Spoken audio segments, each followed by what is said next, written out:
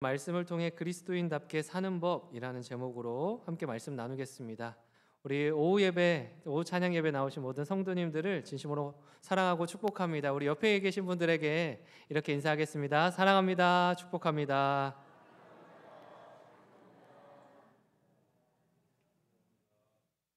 네, 사랑이 좀 많이 떨어지신 것 같아요. 네, 목소리를 보니까. 네, 한 번 더 인사하실 때는 당신의 얼굴을 보니 마음이 평안해집니다. 이렇게 인사하겠습니다.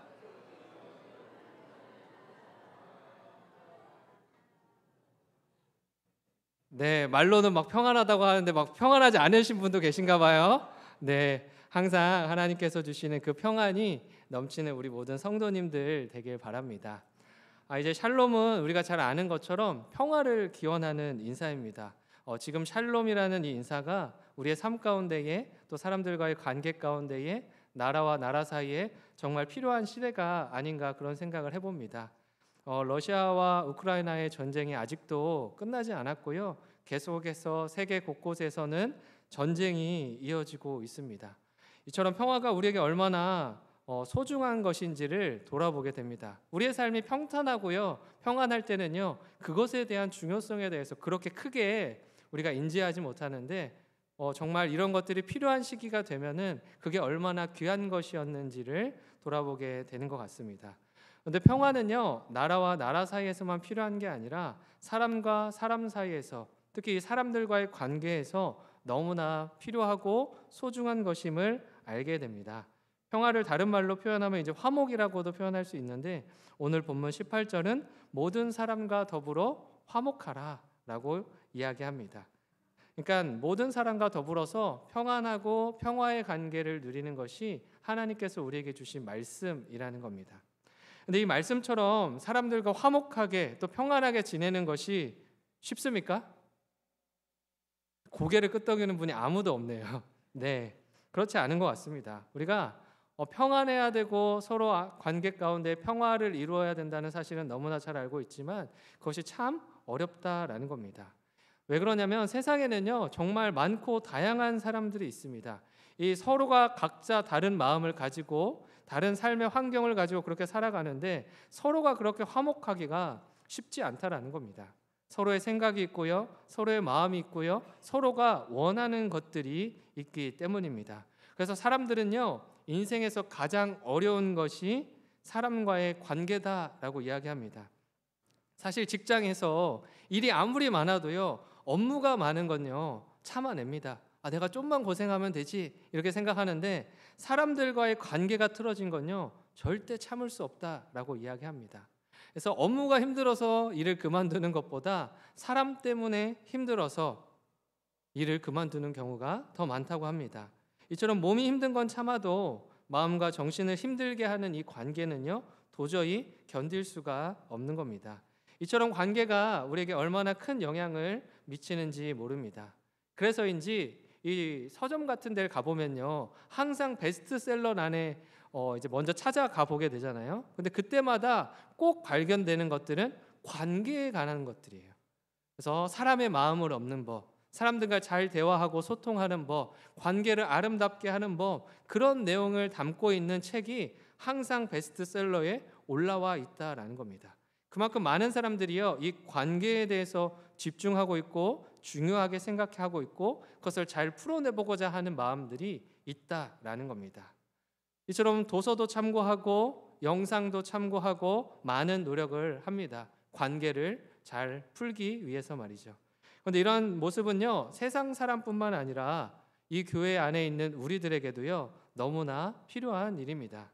세상 사람들만 관계로 힘들어하는 것이 아니라 교회 안에서 우리도 역시 관계로 힘들어할 때가 많이 있기 때문입니다.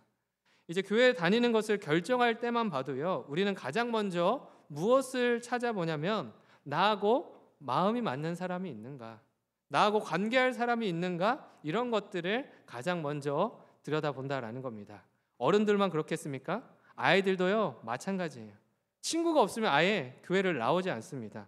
예전에는 먹을 거 줄게, 피자 사줄게, 치킨 사줄게 이러면 애들이 우르르 몰려들었거든요. 근데 요즘은요, 친구가 없으면요, 아무리 맛있는 걸 줘도 잘 안 온다라는 겁니다. 그만큼 가장 중요한 게 함께할 대상이 있는가, 관계할 대상이 있는가? 그것이 1번이라는 겁니다. 이처럼 생각보다 관계는 우리의 결정에 있어서 중요한 역할을 한다라는 거죠.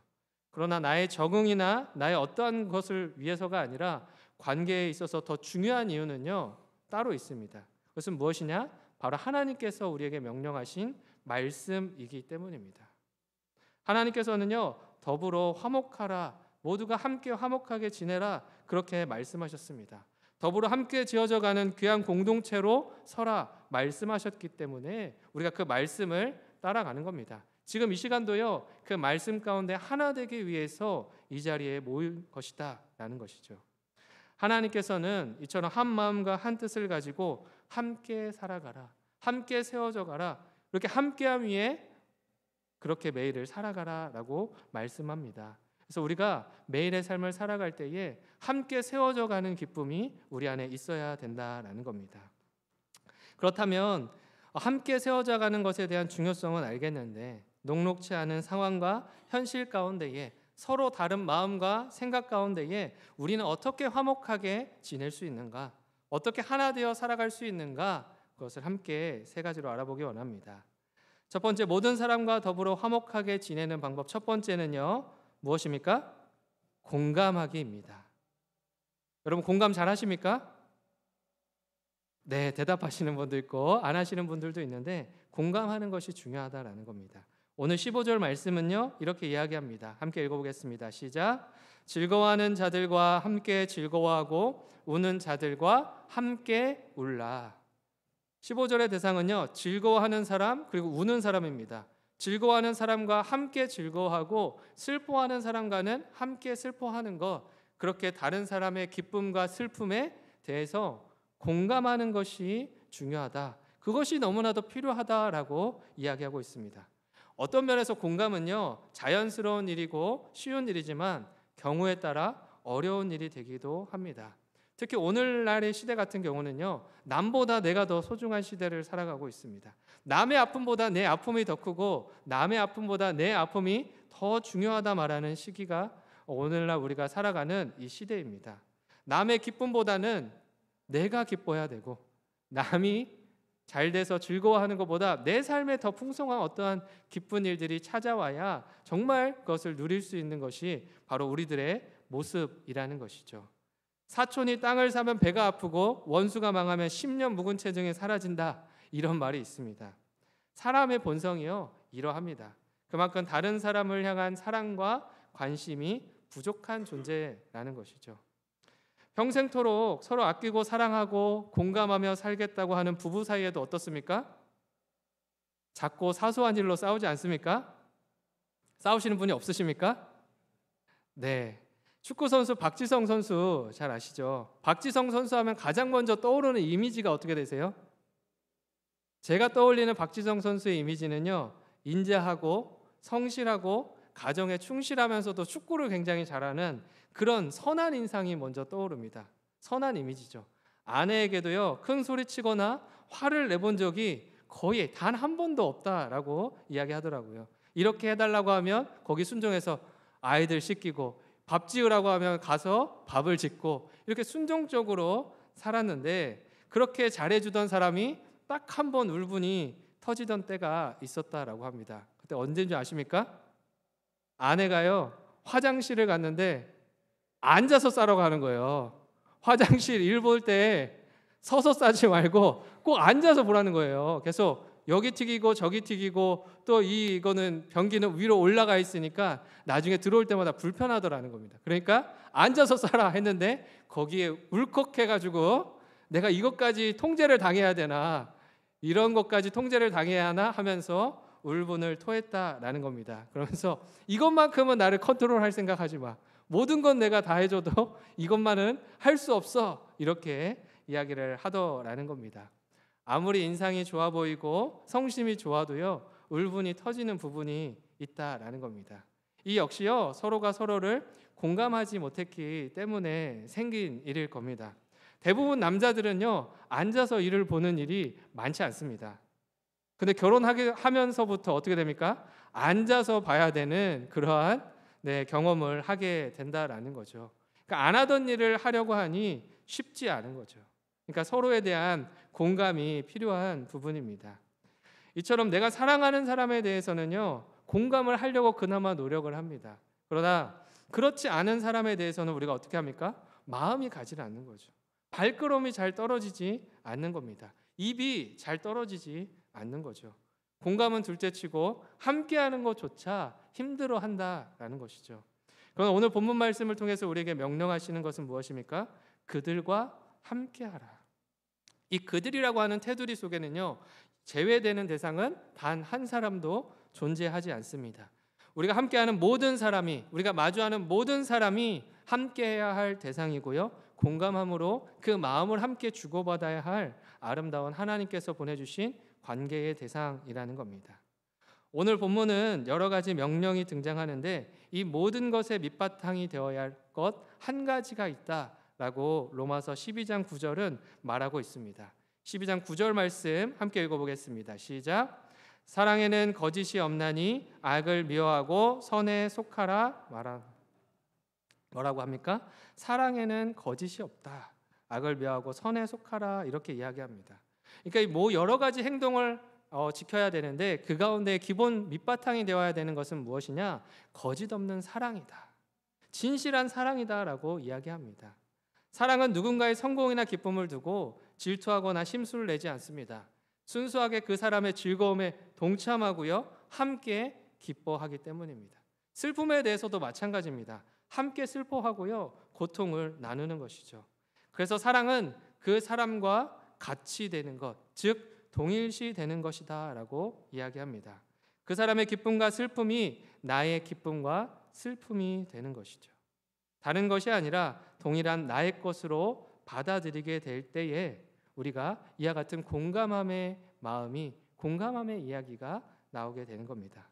나는 나고 너는 너가 아니라 상대방의 것을 나의 것으로 받아들일 수 있는 그 동일한 마음, 동일시하는 그 마음, 그것이 우리에게 필요하고 그것이 있을 때에 진정한 공감의 말로 그 사람의 마음을 어루만져 줄 수 있다라는 겁니다. 그럼 많은 사람들이요, 이 말을 들으면 사람 마음을 공감하는 게 쉽습니까? 우리의 삶에서 쉽지 않은 일입니다. 그 누가 할 수 있겠습니까? 이렇게 이야기하는 분들이 있습니다. 그러나 모든 사람의 마음을 공감하고 어루만지셨던 분이 있습니다. 바로 예수님입니다. 예수님은요, 항상 기뻐하는 자들과 기뻐하셨고요, 슬퍼하는 자들과 함께 눈물을 흘리며 슬퍼하셨습니다. 요한복음 11장 35절과 36절 말씀에서는요, 이렇게 이야기합니다. 예수께서 눈물을 흘리시더라. 이에 유대인들이 말하되 보라 그를 얼마나 사랑하셨는가 하며, 기쁨이 있는 잔치자리에서는요, 함께 기뻐하셨습니다. 그리고 그 기쁨이 끊이지 않도록 포도주를 계속해서 만들어 주셨죠. 또 장례식장에서는 어떻습니까? 함께 우셨다라는 겁니다. 그를 진정으로 사랑하는 마음을 가지고 그의 마음에, 또 그 자리에 모인 슬퍼하는 이들의 마음에 공감하며 함께 우셨다라는 겁니다. 이처럼 예수님은 기쁨도 슬픔도 우리의 모든 것에 함께해 주셨습니다. 그러나 누군가는 이렇게 말합니다. 그건 예수님이니까 가능한 일이겠죠. 예수님이니까 그렇게 공감하실 수 있겠죠 라고 이야기할 겁니다. 그러나 우리는 어떤 사람들입니까? 예수님을 닮기 원하는 사람들 아닙니까?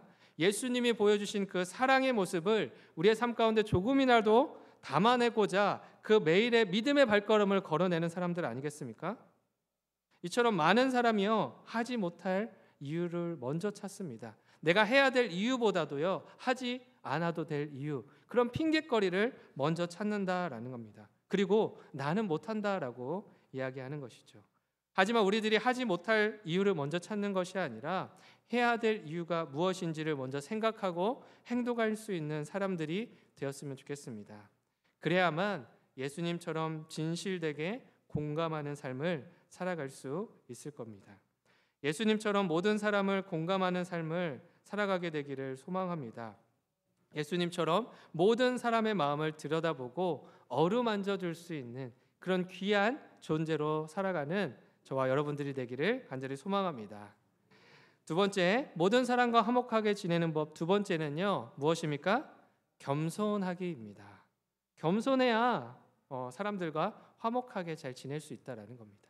16절 말씀 함께 읽어보겠습니다. 시작. 서로 마음을 같이하며 높은 데 마음을 두지 말고 도리어 낮은 데 처하며 스스로 지혜 있는 채 하지 말라. 16절에는 어떤 대상을 생각할 수 있습니까? 우리 성경에서는 낮은 데 처하라라고 이야기하고 있습니다. 그러니까 그 의미는 무엇이냐면 낮은 위치에 있는 사람이다라는 겁니다. 우리는요, 높은 위치에 있는 사람들이 아니라 항상 낮은 위치에 있어야 하는 자들입니다. 이 번역을 또 다른 의미를 보니까 비천한 사람이라고 되어 있습니다.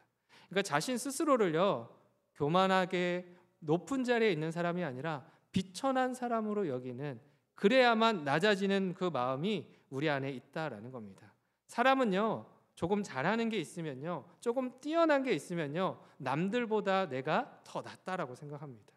더 괜찮은 존재라고 생각합니다. 그러나 성경에서는요, 그런 것이 보이는 순간에도 어떻게 하라고 말합니까? 내가 더 낮은 곳으로 들어갈 수 있는 사람이 되어야 한다라는 겁니다. 우리가 다른 사람들과 화목하게 지내기 위해서는 이처럼 낮은 자리에 있어야 합니다. 내가 화목하게 지내고 싶은 대상은요, 낮은 자리에 있는 사람이 아닐 때가 참 많이 있습니다. 우리 높은 자리에 있는 그 사람을 보면서 그런 사람들과는요, 누가 시키지 않아도 내가 먼저 나서서 다가가려고 합니다. 하지만 낮은 사람에게는 어떻게 대합니까? 가까이 해봐야 별 유익이 없을 것 같으니 친구의 목록에서 제외할 때가 있습니다. 가까이 할 대상에서 제외시켜 버릴 때가 있다라는 겁니다. 하지만 오늘 말씀을 통해서 보는 것은요, 거짓 없는 사랑은 도리어 낮은 자를 향한다라고 말합니다. 사랑은 내가 아니라 다른 사람의 유익을 구하는 것이고, 그러한 사랑은 겸손으로 나타나는 것입니다. 선거 때가 되면요, 항상 정치인들이 꼭 방문하는 곳이 있습니다. 어딜까요? 시장이죠. 네, 허름한 상가죠. 이전에는요, 아마도 거의 가보지도 않았던 그러한 곳들일 겁니다. 그러면서 거기에서 길거리 음식을 먹기도 하고 손도 잡아주고 시민들과 함께 어울립니다. 그들 입장에서는요, 낮은 곳에 처하는 일이라고 할 수 있습니다. 그러나 선거가 끝나면 어떻게 됩니까? 그 근처를 잘 가지 않죠. 높은 자리에 앉아서 자신의 업무를 처리하기 때문에 그곳에는 거의 얼씬도 하지 않는 모습을 보입니다. 간혹 그런 모습을 이어가는 사람들이 있지만 대부분이 그렇다라는 겁니다. 사람들의 마음을 얻기 위해 겸손한 것처럼 보일 수는 있으나 그것이 거짓 없이 진실한 사랑이었다라고는 이야기할 수 없는 것이죠. 이처럼 거짓 없는 진실한 사랑은요, 한순간의 이벤트가 아니라 삶으로 증거되어야 합니다. 순간만 반짝하고요 사라지는 것이 아니라 삶으로 계속해서 내 안에 사랑이 있음을, 진실한 사랑을 따라 내가 걸어가고 있음을 드러내야 한다라는 겁니다. 겸손한 척을 하는 사람들이 아니라 진짜 겸손함을 갖춰서 그 낮은 자의 모습으로 매일을 살아가야 하는 겁니다. 그러기 위해서는요, 우리는 무엇과 싸워야 하냐면 날마다 교만과 싸워야 합니다.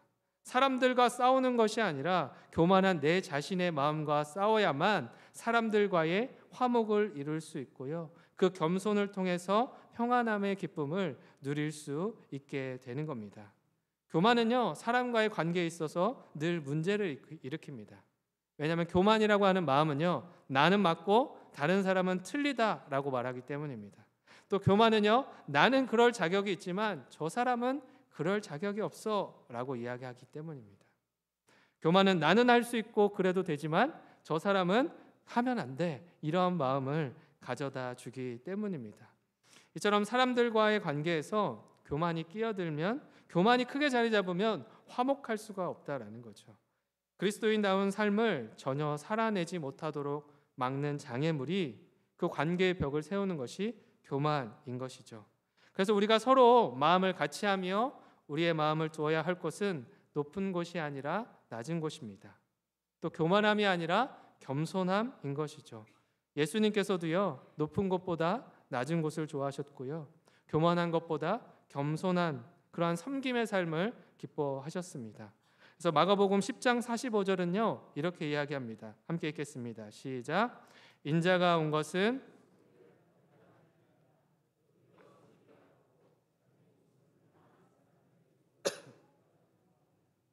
뭐라고 이야기합니까? 인자가 온 것은 섬김을 받기 위함이 아니라 도리어 섬기려 왔다.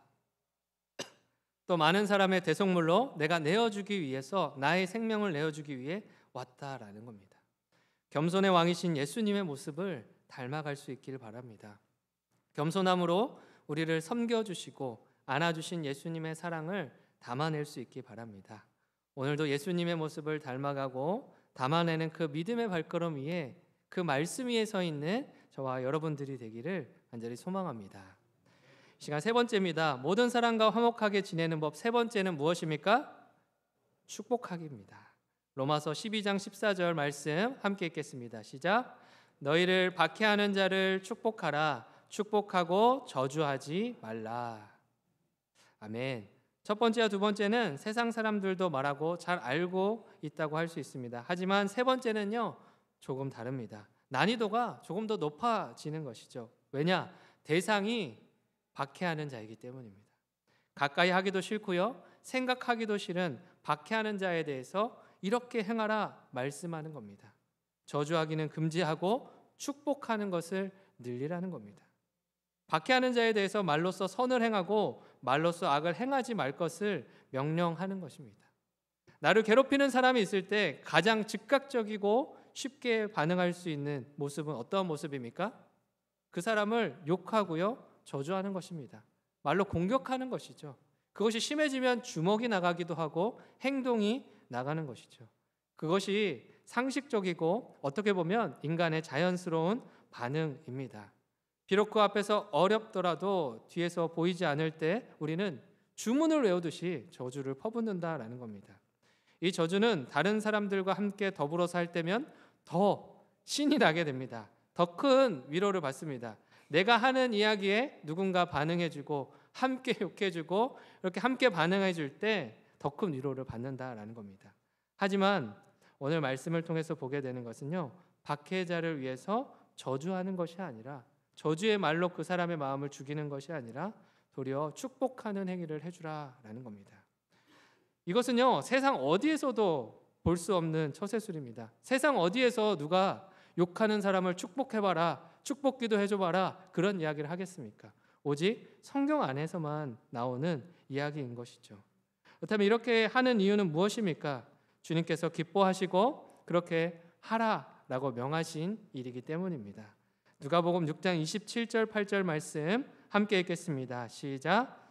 그러나 너희 듣는 자에게 내가 이르노니 너희 원수를 사랑하며 너희를 미워하는 자를 선대하며 너희를 저주하는 자를 위하여 축복하며 너희를 모욕하는 자를 위하여 기도하라. 정말 어려운 일이죠. 너희 원수를 사랑하며 너희를 미워하는 자를 선대하며 또 너희를 저주하는 자를 위하여 축복하며 너희를 모욕하는 자를 위하여 기도하라. 인간적인 생각으로는요, 불가능해 보이는 일 투성입니다. 인간적인 마음으로는요, 그 어느 것 하나도 내어 보일 수 없는 그러한 일들입니다. 그러나 하나님께서는요, 오히려 그들을 위해 축복할 뿐만 아니라 기도해 주어라 라고 이야기합니다. 자기를 핍박하고 미워하는 사람을 축복하라는 명령은 이 세상 어디에서도 찾아볼 수 없지만 하나님께서는 그렇게 해야 한다라고 말씀하고 있습니다. 모든 사람에게는요, 복수심이 있습니다. 차이는 있지만 당한 것이 있다면 어떻게 해서든 갚아주고자 하는 마음이 있다라는 것이죠. 한 주석가는 이렇게 이야기합니다. 복수심이 우리 마음속에 있는 가려움과 같다. 만약 그 가려운 부분을 내가 긁을 수 없다면 다른 사람이라도 그렇게 하기를 바라고 그런 모습을 보고 싶어 하기 때문입니다. 나는 복수할 수 없지만 다른 사람이 행하는 그 복수의 모습을 보면서 대신 만족을 하고요, 통쾌함을 느낀다라는 겁니다. 그래서 사람들이 용서하고 받아주는 마음 따뜻한 이야기보다 복수하고 대갚아주는 이야기를 더 좋아하고 열광하는지 모르겠습니다. 그런데 이러한 일반적인 반응과는 전혀 다른 방식으로 살아가고 전혀 다른 방식으로 대하라 말씀합니다. 악을 악으로 갚지 말고 도리어 복을 비는 모습으로 반응하라. 악을 행한 사람을 축복하고 그에게 선한 일을 행하라 라고 명령하십니다. 저주하지 말고 복수하지 말고 그를 위해 기도하라. 우리에게는요, 그 무엇보다 큰 도전입니다. 하나님은 그렇게 우리가 모든 사람과 화목하라고 명령하십니다. 우리를 박해하며 악을 행하는 그 사람에 대해서도 그렇게 하라고 말씀합니다. 18절 말씀을 보니까요, 할 수 있거든 이라는 말로 제한되어 있습니다. 그러는요, 가능한 만큼 하라는 것이 아니고요, 이 의미를 좀 더 들여다보니까 할 수 있다라는 거예요. 우리가 모든 사람과 더불어 화목할 수 있고 모든 사람과 평안함의 관계 가운데에 나아갈 수 있다라는 의미가 더 깊이 담겨 있더라라는 겁니다. 그래서 우리가 이 말씀을 따라서 오늘도 화목할 수 있었으면 좋겠습니다. 모든 사람에게 축복의 말을 전하고 마음을 힘들게 하는 그 사람을 위해서도 우리가 기도할 수 있었으면 좋겠습니다. 정말 신기하게도요, 관계가 먼저 풀려야 그러한 고백들이 나올 것 같잖아요. 그런데 신기하게 그를 위해서 축복하는 기도를 하잖아요. 그러면 관계가 풀리는 일들이 발생하더라는 겁니다. 이것이 하나님의 방법이고 하나님께서 말씀해 주신, 우리에게 알려주신 지혜인 것이죠. 그래서 우리가 우리의 입술에서 얼마나 많은 축복의 말을 하고 있는지 그것을 돌아볼 수 있기를 바랍니다. 또 얼마나 많은 저주의 말로 누군가의 마음을 보이는 곳에서든 보이지 않는 곳에서든 죽이고 있는지 그것을 돌아볼 수 있었으면 좋겠습니다. 이제 곧 추석이 다가오죠. 벌써 이제 9월이 시작되거든요. 10월이면 이제 추석이 다가올 텐데, 추석에 온 가족이 모여서 함께 기쁨과 사랑을 나누는 날이지만 한 설문조사를 보니까요, 많은 가족들이 또 많은 자녀들이 추석에 모이기를 싫어한더랍니다. 왜 그러냐면 명절에 가족들이 오랜만에 모이면요, 좋은 말을 많이 나눠야 되는데 나쁜 말이 많이 오간다라는 겁니다. 너는 어떻게 됐냐, 뭐 했냐, 왜 이런 것들을 자꾸 따지면서 자꾸 질책하더라는 겁니다. 비난하더라는 겁니다. 축복의 말보다는요, 안 된 것에 대한 질책하는 말들을 너무 많이 하니까 이것들이 가고 싶은 마음이 싹 사라지더라는 겁니다. 근데 반대로 그 자리가요, 칭찬과 격려의 자리가 되고 위로의 자리가 되면 어떻겠습니까? 또 사랑과 축복을 나누는 그런 자리가 되면 어떻겠습니까? 아마도 그 자리는요, 날마다 가고 싶은 자리가 될 겁니다. 모이기 싫은 장소가 아니라 더 오래도록 머물고 싶고 더 오래도록 함께하고 싶은 그러한 자리가 되지 않겠습니까? 이것들을 기억하셔서 이번 추석에는 더 아름다운 축복의 말들을 나눌 수 있길 바랍니다. 또 야고보서 1장 19절은요, 이렇게 이야기합니다.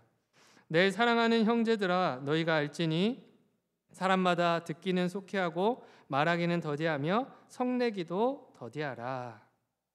말하기를 더디하는 것이 때로는 지혜일 수 있습니다.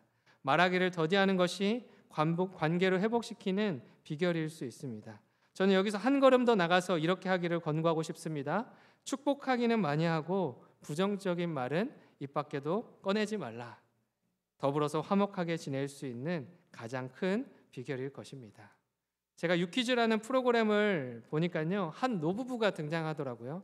근데 한 노부부가 너무 잘 지내는 거예요. 너무 막 해맑고 즐거운 가운데에 밭일도 하고 집에서 식사도 하고 그런 모습을 보여주었는데요. MC들이 너무 궁금해서 유재석이 MC였는데 유재석이 물어보는 거예요. 아니, 이렇게 어르신 어떻게 이렇게 서로 사랑하면서 행복하게 잘 지낼 수 있습니까? 또 그러니까 어떻게 얘기했는지 아세요? 그러려면 비결은 딱 한 가지지, 말을 하지 말아야지. 네, 그러더라는 겁니다. 그러면서 막 이제 MC들과 함께 웃었는데요. 정말 그렇더라고요. 이 어르신이 사모님이 여사님이라고 부르시던데 여사님이 하는 이야기를요, 곧대로 따라합니다. 그냥 소파에 앉으세요 하면 소파에 앉고요. 또 내려가세요 하면 내려가고요.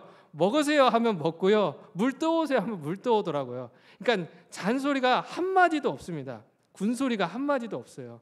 그러니까 관계가 화목할 수밖에 없다라는 겁니다. 그래서 그냥 상대방을 인정해주고 불평불만이 사라지니까 관계가 더 아름다워지더라, 웃음꽃이 피더라라는 겁니다. 그런데 여기에 한 가지를 더하면 어떻게 되겠습니까? 말을 아끼는 것만 해도 이렇게 관계가 좋아지는데 거기에 축복의 메시지, 긍정의 메시지, 사랑의 메시지를 담으면 어떻게 되겠습니까? 그 관계가 더 오래도록 지속되고요, 더욱더 아름다워질 수 있다라는 겁니다.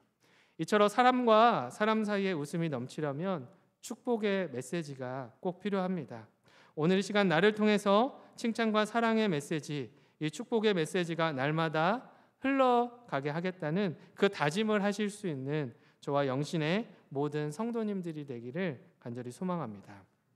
오늘 말씀을 통해서 더불어 화목하게 살아갈 수 있는 방법 3가지를 알아봤습니다. 첫 번째는 무엇이었습니까? 공감하기. 벌써 잊어버리셨습니까? 첫 번째는 공감하기, 두 번째는 겸손하기, 세 번째는 축복하기. 네, 감사합니다. 정답을 띄워주셔서. 네, 공감, 겸손, 축복입니다. 여러분, 이 3가지가 항상 우리에게 있어야 합니다. 우리가 이것이 중요하다는 사실은 잘 알고 있는데요, 실제로 아는 것만큼 그렇게 실천하는 사람들은 많이 없다라는 겁니다. 오늘 말씀을 통해서 예수님을 닮아가는 참된 제자의 삶, 참된 그리스도인의 삶을 살아내기 위해서 나를 깎아내고 도려내고 비워내서 또 이 하나님께서 말씀하신 것들은 채워내어서 그러한 삶으로 하나님께 기쁨이 되고 모든 사람들 가운데에 화평과 화목의 은혜를 누릴 수 있는 저와 여러분들이 되기를 간절히 소망합니다. 기도하겠습니다.